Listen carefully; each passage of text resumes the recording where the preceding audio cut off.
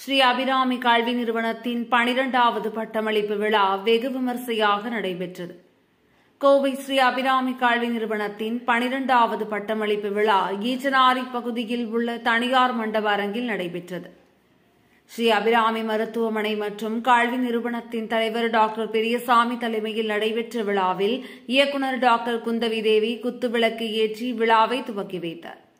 நிகழ்ச்சியில் சிறப்பு விருந்தினராக தமிழ்நாடு டாக்டர் எம்ஜிஆர் மருத்துவ பல்கலைக்கழகத்தின் துணைவேந்தர் டாக்டர் மு. நாராயணசாமி கலந்து கொண்டு தேர்ச்சி பெற்ற சுமார் 270 மாணவ மாணவியருக்கு இளங்கலை பட்டங்களை வழங்கினார்.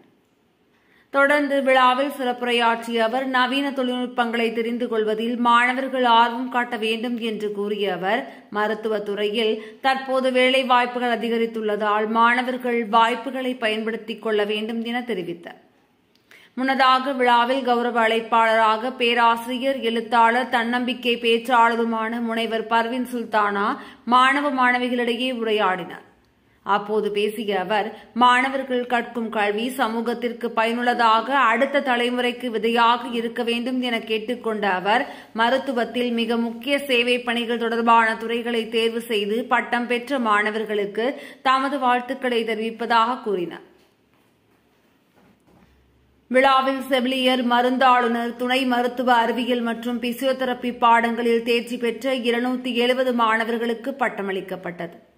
தொடர்ந்து தேர்வில் முதல் மற்றும் 2ஆம் இடம் பெற்ற மாணவர்கள் சிறப்பு பரிசுகள் மற்றும் பதக்கங்களை வழங்கி கௌரவிக்கப்பட்டனர்.